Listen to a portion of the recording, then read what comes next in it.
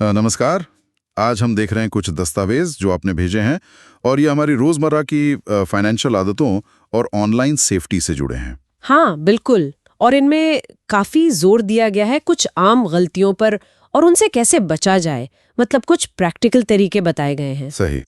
तो आज का मकसद यही है कि इन आम चूकों को समझें और अपनी फाइनेंशियल हेल्थ और ऑनलाइन सुरक्षा दोनों के लिए कुछ ठोस कदम जानें। एक चीज जो मुझे दिलचस्प लगी वो ये कि अक्सर लोग कोई फाइनेंशियल गोल्स सेट ही नहीं करते। यहीं से शुरू करें। हाँ, ये बहुत आम है और काफी अहम भी। जब कोई लक्ष्य नहीं होता ना, तो बचत या निवेश के फैसले वो टलते जाते हैं। अच्छा, तो इसका असर क्या होता है फिर? असर ये होता है कि भविष्य की जो बड़ी ज़रूरतें हैं, जैसे मान लीजिए गाड़ी लेनी है, घर लेना है या रिटायरमेंट ही है, उसके लिए पैसा जमा नहीं हो पाता। समय बहुत कीमती है इसमें। लेकिन यहीं एक और बात है जो थोड़ी कह सकते हैं उल्टी लगती है। दस्तावेज ये भी कहते हैं कि बहुत ज्यादा बचाने की कोशिश करना भी ये गलती हो सकती है। ये सुनने में थोड़ा अजीब है। हाँ, अजीब लग सकता है, पर ये असल में संतुलन की बात है। मतलब जरूरत से ज्यादा कंजूसी करना या हर छोटे मोटे खर्चे को काट देना वो हमेशा सही नहीं होता। अच्छा। हाँ, खर्च और बचत के बीच एक बैलेंस जरूरी है। और सोचिए, अगर आप बहुत ज्यादा बचा रहे हैं लेकिन उसे सही जगह निवेश नहीं कर रहे हैं तो महंगाई के कारण उस पैसे की कीमत भी तो घट सकती है ना। हाँ, ये बात तो सही है। अच्छा, कर्ज के बारे में भी बात हुई है, खासकर गैर जरूरी कर्ज जैसे क्रेडिट कार्ड का बेहिसाब इस्तेमाल। दस्तावेज इसे बोझ की तरह बताते हैं। बिल्कुल। गैर जरूरी कर्ज आपकी आजादी छीन लेता है एक तरह से। आपके भविष्य के जो प्लान्स हैं, जो लक्ष्य हैं, उन पर ब्रेक लगा सकता है। कर्ज मुक्त होना वो आपको फाइनेंशियल फ्रीडम देता है। और इसी से जुड़ा शायद अगला पॉइंट है, निवेश करने के बजाय खर्च कर देना। दस्तावेज में जिक्र है कि लोग महंगी गैर जरूरी चीजों पर खर्च करते हैं और बाद में अफसोस करते हैं। हाँ, ये होता है। मतलब खर्च करना आसान लगता है, मजा आता है थोड़े टाइम के लिए, लेकिन वो जो मानसिक शांति है ना, जो लंबे समय में मिलती है, वो उसी पैसे को बचाने और सही जगह निवेश करने से आती है। आज का निवेश कल का तनाव कम करता है। और फिर वो सुरक्षा वाली बातें भी हैं। इमरजेंसी फंड ना रखना और बीमा ना खरीदना, इस पर भी जोर है दस्तावेजों में। हाँ, और ये दोनों बहुत ही ज्यादा जरूरी हैं। इमरजेंसी फंड जैसा दस्तावेज बताते हैं कम से कम 8 से 12 महीने के आपके जरूरी खर्चों को कवर करने लायक होना चाहिए। 8 से 12 महीने, ठीक है। हाँ। ताकि अगर नौकरी चली जाए या कोई मेडिकल इमरजेंसी आ जाए या कोई और मुश्किल वक्त आए तो आप एकदम से परेशान ना हो। और बीमा, खासकर हेल्थ बीमा, हाँ, हेल्थ बीमा, उसे तो जितनी कम उम्र में ले लें उतना अच्छा। प्रीमियम कम रहता है और ये मुश्किल वक्त में सिर्फ आपको आर्थिक मदद नहीं देता बल्कि मानसिक सुकून भी देता है। टैक्स में भी मदद मिलती है। और रिटायरमेंट प्लानिंग वो भी है। बिल्कुल। जैसे ही कमाना शुरू करें, रिटायरमेंट के लिए सोचना और एक फंड बनाना जरूरी है। जिंदगी का कोई भरोसा नहीं, तो भविष्य के लिए फाइनेंशियल स्टेबिलिटी बहुत जरूरी है।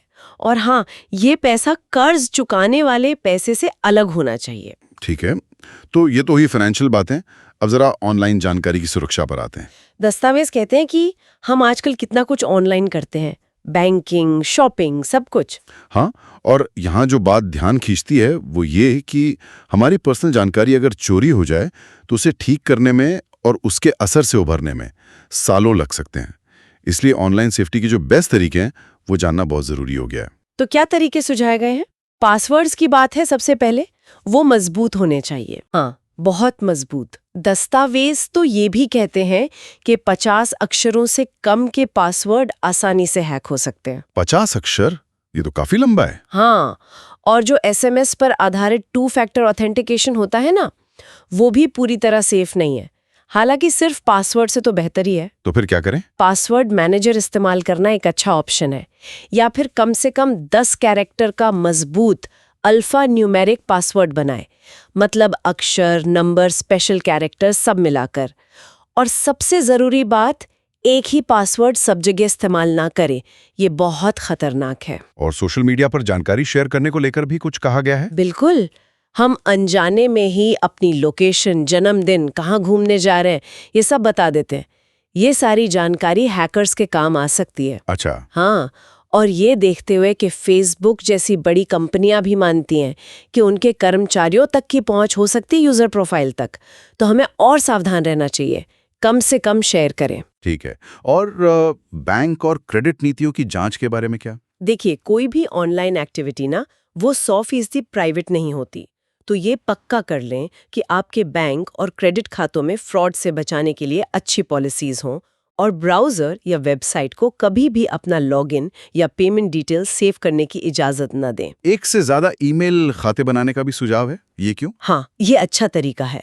एक ईमेल रखें अपनी ज़रूरी संवेदनशील जानकारी के लिए, जैसे बैंकिंग वगैरह। इसे हर किसी को न दें। और दूसरा ईमेल आप इस्तेमाल कर सकते हैं न्यूज़लेटर्स, दुकानों के कूपन, ऑनलाइन गेम्स, इन सब चीज़ों के लिए। समझ गया। और आखिर में स्कैम्स मतलब धोखाधड़ी से सावधान रहने की बात, खासकर ये फिशिंग स्कैम्स। हाँ, फिशिंग स्कैम्स बहुत आम है। ये वो नकली ईमेल या मैसेज होते हैं जो असली जैसे लगते हैं और आपसे आपकी पर्सनल जानकारी जैसे पासवर्ड या बैंक डिटेल्स निकलवाने की कोशिश करते हैं। तो इनसे कैसे बचें? सबसे अच्छा तरीका है रुकें और सोचें। कोई भी ऐसा ईमेल या मैसेज आए जो चिंताजनक लगे या जिसमें आपसे आपकी जानकारी मांगी जा रही हो, उस पर तुरंत रिएक्ट ना करें। पहले पक्का करें कि वो असली है या नहीं। हैकर्स बहुत चालाक होते हैं और उनके तरीके बदलते रहते हैं। सतर्क रहना ही सबसे बड़ा बचाव है। तो कुल मिलाकर इन दस्तावेजों का सार यही लगता है कि चाहे हमारे पैसों की बात हो या हमारी ऑनलाइन पहचान की, हमें थोड़ा ज्यादा ध्यान देने की जरूरत है। मतलब एक प्रोएक्टिव रवैया अपनाना होगा। वित्तीय योजना बनाना, लक्ष्य, निवेश, बीमा, इमरजेंसी फंड, रिटायरमेंट, और साथ ही ऑनलाइन दुनिया में भी सतर्क रहना। मजबूत पासवर्ड, कम शेयरिंग, पॉलिसीज चेक करना, अलग ईमेल, स्कैम से बचना, ये सब कहीं ना कहीं जुड़े हुए हैं। बिल्कुल सही कहा आपने। और ये सब मिलकर एक बहुत ही दिलचस्प सवाल खड़ा करता है, जिस पर शायद हमारे श्रोता खुद सोच सकते हैं। वो सवाल ये है कि हम आज की ज़रूरतों और इच्छाओं को पूरा करने और एक अनिश्चित भविष्य के लिए तैयारी करने, इन दोनों के बीच सही संतुलन कैसे बना सकते हैं, फाइनेंशियल तौर पर भी और डिजिटल तौर पर भी। ये एक लगातार सोचने वाली बात है।